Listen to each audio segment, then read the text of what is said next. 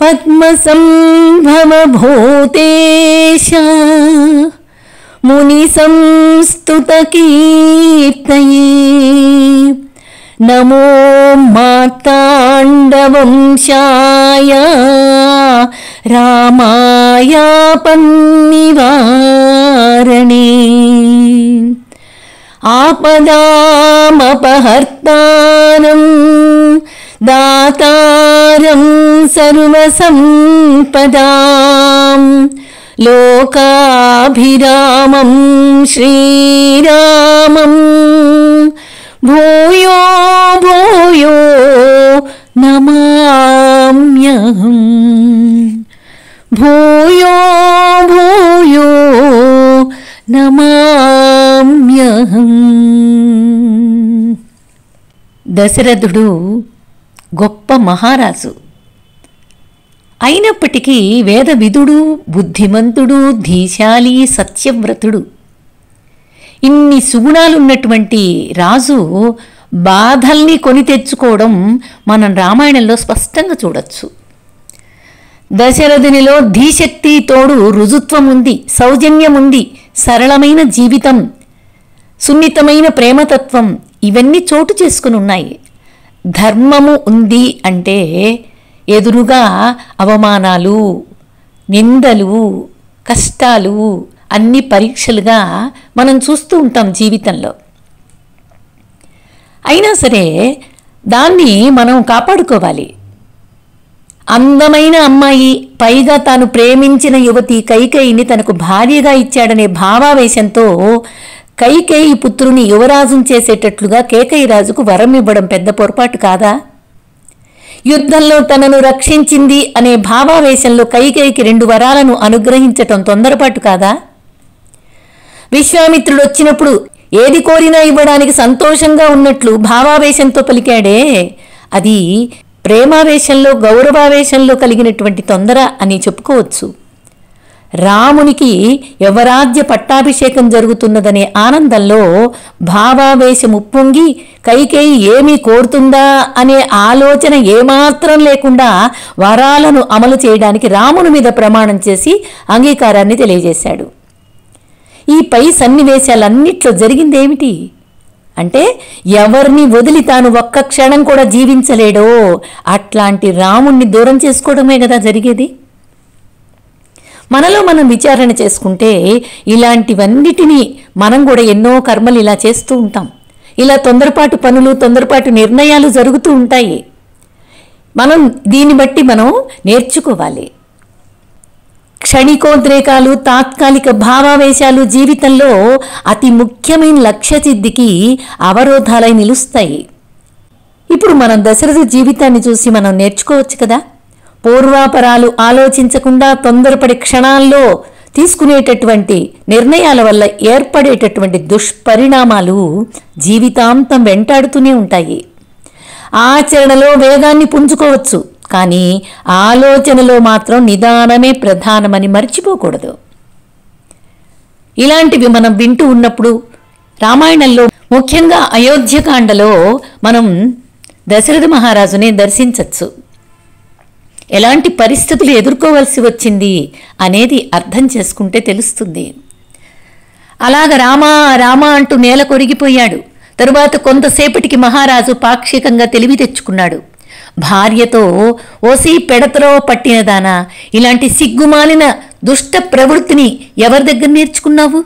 భరతుడిని రాజుగా ప్రతిష్ఠించినప్పటికీ రాముడు లేని రాజ్యాన్ని అతడు స్వీకరించడని నీకు తెలియదా? అలాంటి నీచమైన పని చేస్తే ప్రజలు నా గురించి ఏమనుకుంటారో నీకు అర్థం కావటం లేదా? ప్రతి ఒక్కడు నన్ను వేలెత్తి చూపుతూ ఉంటే అడుగో భార్య యొక్క మోహంలో పడి తన ప్రియతముడైన కన్న కొడుకుని వనవాసానికి పంపిన కామ పీడితుడైన మహారాజు అని పరిహసించరా? అలాంటి పరిస్థితులలో సుఖం ఉంటుందని ఎలా అనుకుంటున్నావు నువ్వు అని ప్రశ్నించాడు. దశరథ మహారాజు ఒకంత ఆగి, ఆది నుండి రాజ్య భోగాలతో పెరిగిన రాముడు కదా, అరణ్యాలలో కఠినమైన జీవితాన్ని ఎలా గడపగలడు అని తలపోస్తున్నావు?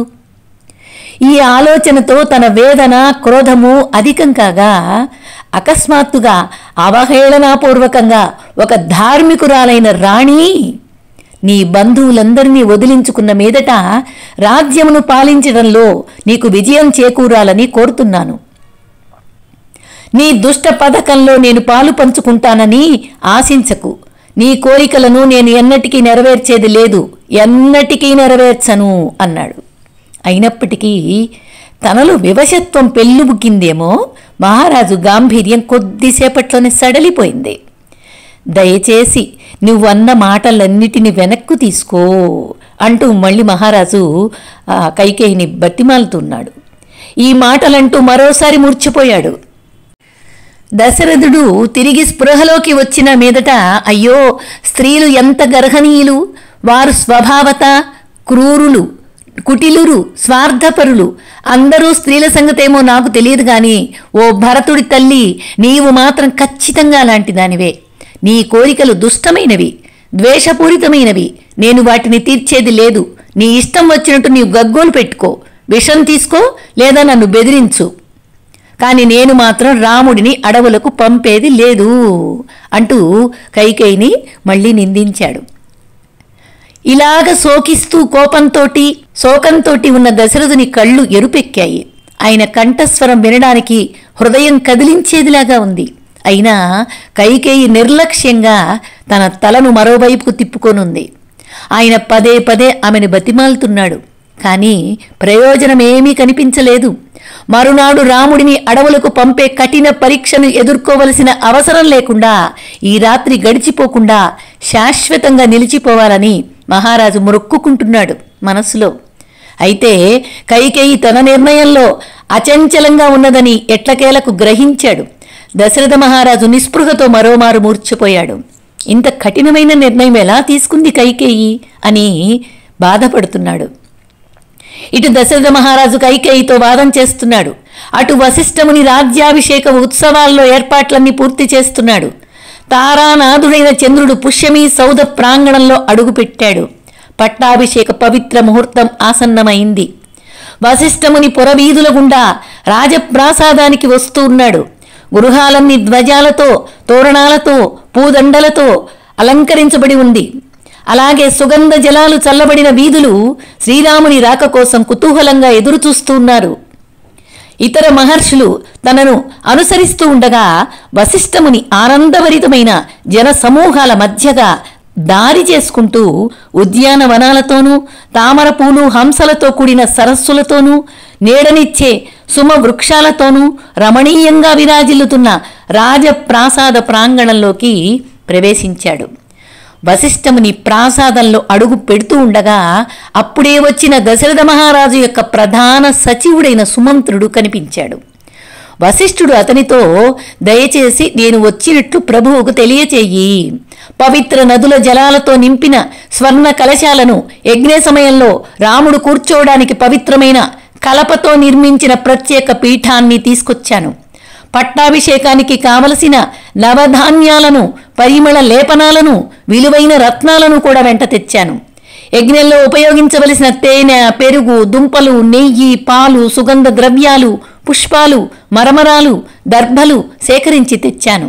ఇంకా అష్టకన్యలను, అనేక అద్భుతమైన ఏనుగులను, 4 గుర్రాలచే లాగబడే మహాద్భుతమైన రథాన్ని, ప్రత్యేకమైన ఖడ్గాన్ని, ధనుస్సును, బోయిలతో కూడిన పల్లకీని, చంద్రుని బోలిన శ్వేత ఛత్రాన్ని, 2 వింజామరలను, 1 పవిత్ర వృషభాన్ని, చెక్కిన సింహాలతో అలంకరించబడిన సింహాసనాన్ని కూడా వెంట తెచ్చానయ్యా. యజ్ఞానికి అవసరమైన వాటినన్నిటినీ సేకరించటం జరిగింది. కాబట్టి పుష్యరాశిలో చంద్రుడు పూర్తిగా ప్రవేశించడంతోనే మహోత్సవం ప్రారంభించడానికి వీలుగా రాముడిని తోడ్కొని రమ్మని దయచేసి మహారాజుకి చెప్పవలసింది అని వశిష్ఠ మహర్షి చెప్పాడు. మహారాజ భవంతిలోకి ప్రవేశించిన సుమంత్రుడు కొద్దిసేపట్లో మహారాజు కైకేయి కూర్చొని ఉన్న గదికి చేరుకున్నాడు. మహారాజుకు అతని భార్యకు నడుమ జరిగినదేమిటో తెలియని సుమంత్రుడు ఆనందంగా ఉన్నాడు. కానీ దశరథ మహారాజు యొక్క సక సంతోషాలు శాశ్వతంగా తుంచివేయబడ్డాయి. ఆనందంగా ఉన్న సుమంత్రుడిని చూశాడు. ఓ సుమంత్రుడా, నా హృదయాన్ని నీవు ముక్కలు చేస్తున్నావు అని మహారాజు గట్టిగా అరిచి స్పృహ కోల్పోయాడు. సుమంత్రుడికి ఆశ్చర్యమేసింది. రాముడి పట్టాభిషేకం గురించిన మహదానందం కారణంగా మహారాజుకు రాత్రంతా అసలు కంటి మీద కునుకులేదు అని కైకేయి చెప్పింది. మహారాజు తిరిగి స్పృహలోకి వచ్చాడు. రాముడిని తక్షణమే పిలుచుకురమ్మని సుమంత్రుడిని ఆదేశించాడు. రాముని సౌధానికి వెళ్లిన సుమంత్రుడు క్షణాలలో సీతారాములు ఉన్న చోటికొచ్చారు. భగవానుడైన శ్రీరామచంద్రుడు శ్వేతపద్మాలను ధరించి ఉన్నాడు. ఆయన దివ్య దేహం స్వర్ణాభరణ భూషితమై ఉంది. పరిచారకులు వింజామరులు వీస్తున్నారు. మహద్భక్తితో పలు రకాలైన కానుకలు సమర్పిస్తూ ఉన్నారు. రాముడు భగవానుడైన శ్రీ మహావిష్ణువులాగా కనిపిస్తున్నాడు. వాస్తవానికి ఆయన శ్రీ మహావిష్ణువే కదా. మహారాజు యొక్క ఆదేశాల గురించి విన్న రాముడు సీతతో, నాన్నగారు పట్టాభిషేక మహోత్సవానికి సంబంధించి ఏదో శుభకర విషయం గురించే నన్ను పిలిచి ఉంటారు అని వ్యాఖ్యానం చేసి సీతమ్మతో చెప్తున్నాడు. రాముడు బయలుదేరుతూ ఉన్నాడు. ద్వారం వద్ద చేతులు జోడించి రాముని కోసం నిరీక్షిస్తూ లక్ష్మణుడు నిలబడి ఉన్నాడు. రాముడు తన సోదరుని వెంట పెట్టుకొని రథాన్ని అధిరోహించి అయోధ్య వీధులు గుండా సాగిపోతున్నారు. దారి పొడవున మేళ తాళాల మధ్య పురజనులు రాముడికి జయ జయధ్వానాలు పలుకుతూ స్తుతిస్తూ ఉన్నారు. రాముడు ఎటు వెళ్ళినా ప్రజలు ఆయన నుండి తమ కనులను మరల్చుకోలేకుండా ఉన్నారు. నిజానికి తన వైపు చూచిన వారు దృష్టి మరల్చుకోవడం భరించలేకపోవడం అనేది బాధ ఉంటుంది. శ్రీరామునిలో సహజ సిద్ధంగా ఉన్న విశిష్ట లక్షణమే అది. అటువంటి వినయం, అటువంటి అందం, అటువంటి సంస్కారం ఉట్టిపడుతూ ఉంటాయి. తన తండ్రి యొక్క ప్రాసాదపు లోపలి ద్వారాలకు చేరుకున్నటువంటి రాముడు తన రథాన్ని దిగి వెంట వచ్చిన పురజనులను పంపించేశాడు. తండ్రి గదిలోకి ప్రవేశించిన రాముడికి ఒక తల్పం మీద కైకేయితో పాటు కూర్చుని ఉన్న దశరథ మహారాజు కనిపించాడు. మహారాజు ముఖంలో నిరాశ, నిస్పృహలు, ఆందోళన కొట్టవచ్చినట్లు కనిపిస్తున్నాయి. రాముడు సమీపించగానే దశరథుడు బాష్పపూరిత నేత్రాలతో తన కుమారుని చూడలేక రామా రామా అని మాత్రం ఉచ్చరించాడు. తండ్రిని అట్లాంటి దయనీయమైన స్థితిలో చూచిన రాముడు దుఃఖ వివశుడై ఏం జరిగిందో అనుకున్నాడు. నా తండ్రిని ఇంత నిస్తేజుడిగా చేసిన సంఘటన ఏమై ఉంటుంది? నన్ను చూసి ఆయన ఆనందించలేకపోతున్నాడు ఎందుకని అని అనుకొని ఆలోచనగా చూస్తున్నాడు, ఆశ్చర్యంగా చూస్తున్నాడు. రాముడు కైకేయితోటి, నాన్నగారు ఈ దుస్థితికి కారణమేంటి? నా వల్ల ఏదైనా అపరాధం జరిగిందా అమ్మా అని ప్రశ్నించాడు. కైకేయి ఇలా చెప్పడం మొదలుపెట్టింది. మహారాజుకి కోపమేమీ లేదు. ఆయన పట్ల ఎవరూ ఎలాంటి అపచారం కూడా చెయ్యలేదు. అయితే ఆయన నీకొక విషయం చెప్పవలసి ఉంది. అది చెబితే నీవు బాధపడతావని ఆయన భయం. అందువలన ఆ విషయమేమిటో నేను వివరిస్తాను. పూర్వం ఒకప్పుడు మీ తండ్రి యుద్ధరంగంలో చావు బతుకుల మధ్య కొట్టుమిట్టాడుతూ ఉంటే ఆయనను నేను కాపాడాను. అప్పుడు ఆయన నాకు 2 వరాలను ఇస్తానన్నాడు. కానీ ఇప్పుడు ధీరత్వాన్ని కోల్పోయి బలహీనుడై తన వాగ్దానమును నెరవేర్చడానికి తటపటాయిస్తున్నాడు. అసత్యవాదిగా మారకుండా నీ తండ్రికి నచ్చజెప్పి ఆయన పుణ్యాన్ని నీవు పరిరక్షించాలి. రామా, మహారాజు ఆజ్ఞ ప్రకారం నడుచుకోవడానికి నువ్వు పూర్తిగా సిద్ధంగా ఉన్నట్టు నాకు వాగ్దానం చేస్తేనే నేను కోరిన ఆ 2 వరాలు ఏమిటో నీకు వెల్లడి చేస్తాను అని చెప్పింది. ఆ మాటలకు ఎంతగానో వ్యధ చెందాడు రాముడు. అమ్మా, నా తండ్రి గారి కోరిక ఏదైనప్పటికీ కూడా నేను అగ్నిలో దూకవలసి వచ్చినప్పటికీ మారు మాట్లాడకుండా నెరవేరుస్తానన్న విషయమై నీ మనసులో ఏ కొంచెమైనా సందేహం తలెత్తటం నాకు ఆశ్చర్యం కలిగిస్తుందమ్మా. నాన్నగారు కోరుకున్నదేమిటో దయచేసి నాకు చెప్పు. నేను ఆ ప్రకారమే నడుచుకుంటానన్న విషయంలో సందేహించద్దు. ఆ మేరకు నేను దృఢంగా వాగ్దానం చేస్తున్నాను అని చెప్పాడు. రాముడి నుండి హామీ పొందిన తరువాత క్రూరురాలైన కైకేయి ఇలా పలుకుతూ ఉంది. మునుపు దేవతల అభీష్టం మేరకు శంబరాసురునితో జరిగిన యుద్ధంలో పోరాడుతూ మీ తండ్రి తీవ్రంగా గాయపడ్డాడు. నేను ఎంతో శ్రద్ధతో పరిచర్య చేసి ఆయన ప్రాణాలు నిలిపాను. అనంతమైన కృతజ్ఞతా భావంతో మహారాజు నన్ను 2 వరాలు స్వీకరించమని వేడుకున్నాడు. అవసరం వచ్చిన సమయంలో స్వీకరిస్తానని నేను చెప్పాను. ఇప్పుడు నేను ఆ 2 వరాలను వాడాలనుకుంటున్నాను. మొదటిది, భరతుడిని రాజసింహాసనమునకు వారసుడిగా ప్రతిష్ఠించాలని మీ తండ్రిని అడిగాను. ఇక రెండవదిగా, నిన్ను 14 సంవత్సరాల పాటు అడవులకు బహిష్కరించాలని, ఆ సమయంలో నీవు నారవస్త్రాలు, జింక చర్మం ధరించి జడలు కట్టిన శిరోజాలతో ఒక తపస్వి వలె జీవించాలని మహారాజుని అడిగాను. నీ తండ్రి మాట తప్పి అసత్య మార్గం పట్టకుండా చూడటం నీ విద్యుక్త ధర్మం కాదా రామా అని కైకేయి చెప్పింది. ఆమె మాటలు విన్న రాముడు కొంచెమైనా విచారానికి గాని ఆందోళనకు గాని గురి కాలేదు. ఎలాంటి అసంతుష్టి ఛాయలు లేకుండా, ప్రియ జనని, నీవు కోరినట్లే నేను తక్షణమే అడవులకు వెళ్తానమ్మా. భరతుడిని పిలుచుకురావడానికి వెంటనే దూతలను పంపిస్తాను. నాకెలాంటి విచారంగానీ లేదు. నీవు తండ్రి గారు సదా నన్ను అనుగ్రహ దృష్టితో చూడాలని మాత్రమే నా అభిలాష. మాత, నా మీద ఎలాంటి దురభిప్రాయంగాని పెట్టుకోవద్దు అంటూ బదులు చెప్పాడు. కైకేయి మహదానందంతో, హమ్మయ్య, సమస్య అంతా పరిష్కారమైపోయింది. నా కుమారుడు ఇక్కడికి వెంటనే వచ్చేలా నా సోదరుని ఇంటికి దూతలను పంపించండి.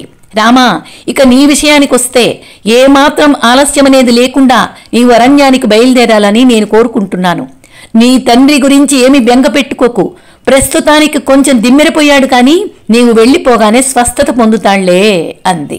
రాముడు, ప్రియ జనని, నా తండ్రి గారు స్వయంగా నాకు ఆదేశం ఇవ్వకపోవడం నాకు దుఃఖం కలిగిస్తుంది. నీ ఆజ్ఞతోనే అరణ్యాలకు వెళ్ళడానికి నేను సిద్ధంగా ఉన్నానన్నాడు. ఈ సంభాషణ విన్న దశరథ మహారాజు, ఎంత బాధాకరం, ఎంత క్రూరమైన విషయం అని లోపల గొణుక్కుంటున్నాడు. కైకేయి మాట్లాడడం పూర్తి చేసేసరికి మహారాజుకి స్పృహ కోల్పోతూ ఉన్నాడు. లేస్తున్నాడు, గొణుగుతున్నాడు, మళ్ళీ స్పృహపోతున్నాడు, నేలపై కూలిపోతున్నాడు. రాముడు తన తండ్రిని నెమ్మదిగా పైకి లేవనెత్తి కైకేయితో, ఆశకు విషయ వాంఛలకు బానిసగా ఈ లోకంలో నేను జీవించాలని కోరుకోవటం లేదమ్మా. ఋషుల వలె నేను ధర్మానికే కట్టుబడిన వాడిని. కేవలం ఒక రాజ్యాన్ని పాలించడం కోసం ధర్మ మార్గం నుండి ఎప్పటికీ నేను వైదొలగను. అమ్మా, ఈ విషయంలో తండ్రి గారి ప్రమేయం అవసరం లేదు. సూటిగా నీవే నన్ను కోరి ఉంటే నిస్సంశయంగా నీకు రాజ్యాన్ని ఇచ్చేసి నేను అడవులకు వెళ్ళిపోయి ఉండేవాడిని కదా అన్నాడు. రాముడు దశరథ మహారాజుకి కైకేయికి వందనం చేసి ఈ వార్త తన తల్లికి చెప్పడానికి బయలుదేరాడు.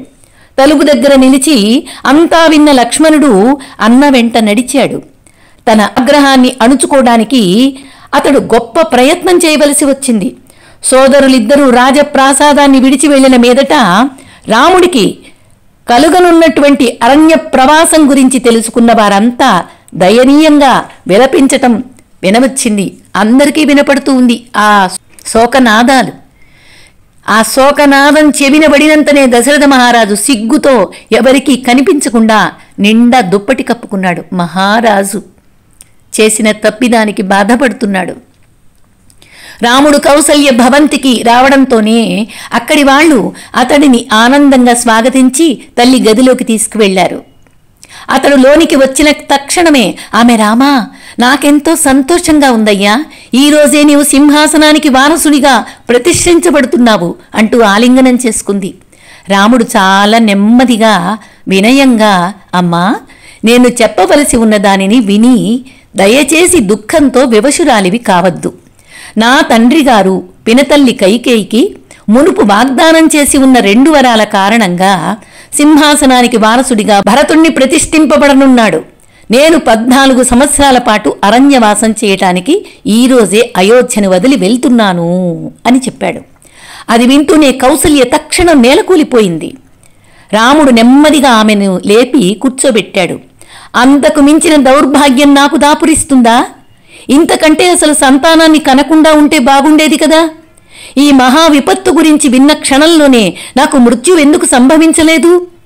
నాకంటే చిన్నవారైన సవతులు ఇక నన్ను నిరసనగా చూస్తారు కదా. వారి సూటిపోటి మాటలు వింటూ నా జీవితం మరింత దుర్భరమవుతుంది కదా అంటూ వెక్కి వెక్కి ఏడ్చింది. అప్పటిదాకా తన కోపాన్ని పెదవి బిగున అణుచుకున్న లక్ష్మణుడు ఇక ఉండబట్టలేకపోయాడు. రామా, తండ్రి ముసలివాడు, కుటిలుడు, కామపరవశుడు, దుష్టురాలైన కైకేయి చేతిలో కీలుబొమ్మయ్యాడు. మనం ఎదురు చెప్పకుండా దీనికి తలవంచవలసిన అగత్యం ఏంటి? ఏది చెయ్యాలో ఏది చెయ్యకూడదో గ్రహించలేనివాడు తండ్రైనా రాజైనా గురువైనా తిరస్కరించవలసిందే. భరతుడిని ప్రతిష్ఠించాలన్నా మహారాజు నిర్ణయం గురించి అందరూ వినకముందే తక్షణమే నీవు ప్రభుత్వాన్ని కైవసం చేసుకో. అలా కాక ఒకవేళ రాజుగారి నిర్ణయం మంత్రులకు పురజనులందరికీ తెలిసిపోయి వారంతా నీ రాజ్యాభిషేకానికి వ్యతిరేకించేవారైతే అవసరమైతే ఈ అయోధ్యనంతటిని నాశనం చేయడానికి నేను సిద్ధంగా ఉన్నాను. ప్రియ జనని, కనీసం నేను ఒక్కడినైనా రాముడికి విధేయుడిగా ఉన్నానని నీవు తెలుసుకోవాలి మాత. నిజానికి రాముడిని సింహాసనం మీద ప్రతిష్ఠించడం కోసం అవసరమైతే ఆ మూర్ఖుడైన దశరథుడిని సంహరించడానికి కూడా నేను సిద్ధంగా ఉన్నానమ్మా అంటూ ఆవేశంగా లక్ష్మణుడు పలుకుతున్నాడు. కానీ కౌసల్య రాజ్యాన్ని లక్ష్య పెట్టేది కాదు. తన ప్రియ నందనుడి నుండి వేరవుతానన్న భయం మాత్రమే ఆమెకుంది. రామా, పరవాసానికి పోవద్దు. నీ తండ్రి ఆదేశం మేరకు అరణ్యాలకు పోవడం కంటే ఇక్కడే ఉండి ఈ నిర్భాగ్యురాలైన తల్లిని సంతోషపెట్టడమే మరింత ధార్మికం అనిపించుకుంటుందయ్యా. రామా, నీవు అయోధ్య విడిచి వెళితే నా జీవితం దుర్భరమవుతుంది కనుక నేను ప్రాయోపవేశం చేసి మరణిస్తాను అని కౌసల్య చెబుతుంది బాధాకరమైన మాటలు. అందుకు రాముడు, అమ్మా, నా తండ్రిని ధిక్కరించడం సాధ్యం కాదు. అందువల్ల నేను తక్షణం అడవులకు వెళ్లేందుకు గాను నీవు నన్ను అనుమతించక తప్పదు. ఎవరైనా కాని తమ తండ్రి ఆజ్ఞను జవదాటకూడదు. పరశురాముడు తన తండ్రి అయిన జమదగ్ని ఆదేశానుసారం తన తల్లి రేణుకను శిరశ్ఛేదం చెయ్యలేదా? అలాగే కండు ఋషి తన తండ్రి ఆజ్ఞ మేరకు ఒక గోవునే వధించాడే. కనుక నేను కూడా నా తండ్రి మాటను పాటించవలసిందే అని బదులు చెప్తున్నాడు. లక్ష్మణుని వైపు తిరిగి రాముడు, ప్రియ సోదరా, సర్వనాశనకరమైన క్రోధానికి వశుడువు కావద్దు. సింహాసనమును బలప్రయోగంతో స్వాధీనం చేసుకునే ఆలోచనకు స్వస్తి చెప్పు. మన తండ్రి గారి ఆదేశాన్ని ఆమోదించు అని చెప్తున్నాడు. రాముడు తిరిగి కౌసల్యతో, అమ్మా, దయచేసి నిన్ను నీవు హింసించుకోవద్దు. జీవితాన్ని అంతం చేసుకోవడం గురించి మాట్లాడద్దు. నా ప్రవాస కాలం పూర్తి కాగానే తిరిగి నీ దగ్గరకు వస్తాను కనుక అనవసరంగా బాధపడకుండా నేను వెళ్ళడానికి దయచేసి నీ ఆశీస్సులు అందివ్వు అన్నాడు. కానీ కౌసల్య నిస్పృహతో శోకించడం తప్ప మరేమీ చెయ్యలేకపోయింది. రాముడు కొంచెం కఠినత్వం తెచ్చిపెట్టుకుని లక్ష్మణుడితో, నా తండ్రి ఆజ్ఞను పాటించాలన్న నా కోరికను వ్యతిరేకించడం ద్వారా మీరిద్దరూ నాకు మరింత దుఃఖాన్ని కలిగిస్తున్నారు. నేను నా కర్తవ్యం నుండి వైదొలిగేవాడిని కాదు అని గట్టిగా చెప్పాడు. అప్పుడు రాముడు లక్ష్మణుడిని శాంతింపచేయడం కోసం, ప్రియ సోదరా, భరతుడి పట్టాభిషేకం అవడంతో ఇదంతా మరుపుకొస్తుంది. అప్పుడు నీవు నీ దుఃఖాన్ని సులభంగా వదిలేస్తావు. కైకేయిని నిందించద్దు. ఎందుకంటే మన భావి గతులను నిజంగా నిర్ణయించే విధి చేతులలో ఒక పనిముట్టు మాత్రమే ఆమె అని చెప్పాడు. కానీ లక్ష్మణుడు శాంతించలేదు. అతడు ఆగ్రహంతో, రామా, నీవు నపుంసకుడివైనట్లు కనిపిస్తోంది. ఎందుకంటే స్వీయ పరాక్రమం మీద ఆధారపడే నీ క్షత్రియ స్వావలంబనకు తిలోదకాలిచ్చి ఊరికే విధికి దాసోహం అంటున్నావు. కానీ నేను అలాంటి నపుంసకుడికి కాకూడదు. స్వీయ శక్తితో విధిని పాదాక్రాంతం చేసుకుంటాను. ఈ రోజే నిన్ను సింహాసనం మీద అధిష్ఠింపచేస్తానన్నాడు. ఇదంతా విన్న కౌసల్య రాముడిని ఏదీ చెలింప చెయ్యలేదని గ్రహించింది. అంతటా ఆమె రాముడితో, నాయనా, నీ తండ్రి ఆజ్ఞను నిర్వర్తించడానికే నీవు నిశ్చయించుకున్న పక్షంలో నన్ను కూడా నీతో పాటు అడవులకు తీసుకెళ్ళు అంది. అందుకు రాముడు, అమ్మా, కైకేయి చేత మోసగించబడి నీ చేత వదిలేవేయబడి నా తండ్రి తన జీవితాన్ని త్యజించడం ఖాయమవుతుంది. ఎట్టి పరిస్థితుల్లోనూ భర్తను విడనాడకపోవడమే పతివ్రత ధర్మం. ధర్మపరాయణ అయిన భార్య యొక్క ప్రథమ విధి. ఆమె జీవించినంతకాలం అతడే ఆమెకు దైవం. ఎంత శ్రేష్ఠురాలు ధార్మికురాలు అయినప్పటికీ తన భర్తను సేవించని స్త్రీ పాపానికి ఒడిగట్టినదే అవుతుంది. మరెవరినీ కాక తన భర్తను మాత్రమే సంతోషపెట్టి అతనికి విధేయురాలిగా వ్యవహరించడమే భార్య యొక్క కర్తవ్యం. సకల ధర్మశాస్త్రాల నిర్ణయం ఇదే కదా, నీకు తెలియనిదేముందమ్మా? అందువల్ల దయచేసి నీవు నా తండ్రి గారితోనే ఉండి 14 సంవత్సరాల తరువాత నేను తప్పకుండా తిరిగి వస్తాను కనుక నా కోసం ఎదురు చూస్తూ ఇక్కడే ఉండవలసింది అని సమాధానం చెప్పాడు.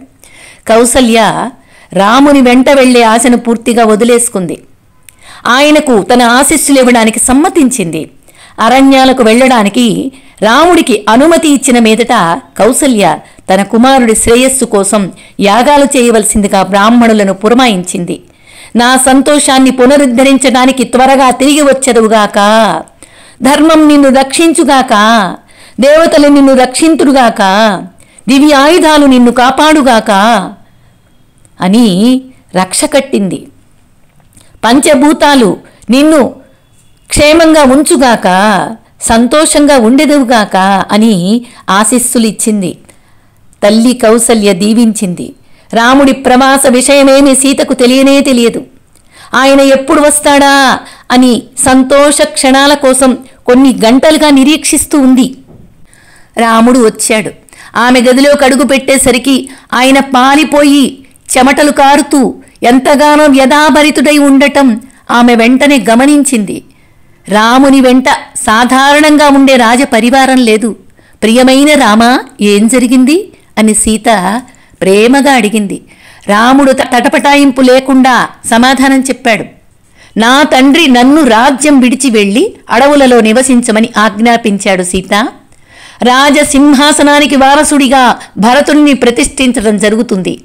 చాలా కాలం కిందట నా తండ్రి తనకు ఇచ్చిన 2 వరాలను మా కైకేయి మాత వినియోగించుకుంది. నన్ను అరణ్యాలకు బహిష్కరించవలసిందిగా కోరుకుంది.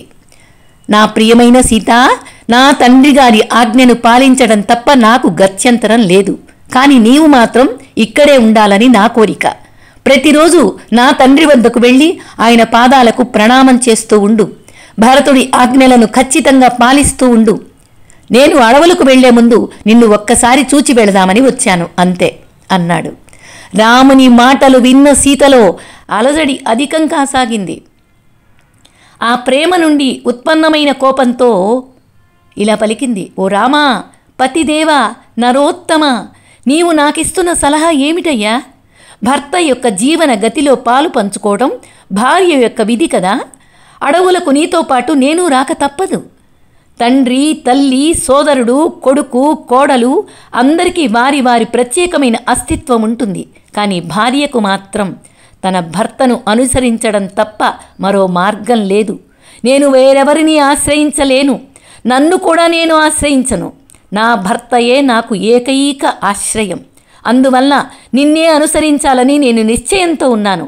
నేను వెనుకనే నడుస్తూ నీవు భుజించిన తరువాతనే భుజిస్తాను. నీకు అసంతృప్తి కలిగించే పని ఎప్పుడూ చెయ్యను. నీ సంరక్షణలో భద్రంగా ఉంటాను. కనుక నేనెన్నడూ అలసిపోవడం జరగదు. నీవు లేనిదే నేను స్వర్గంలోనైనా జీవించగోరను. రామా, నేను నిన్ను మాత్రమే ప్రేమిస్తాను. నీవు లేకుంటే నేను మరణించటం తథ్యం అని చెప్తూ ఉంది సీతమ్మ. జై శ్రీరామ్.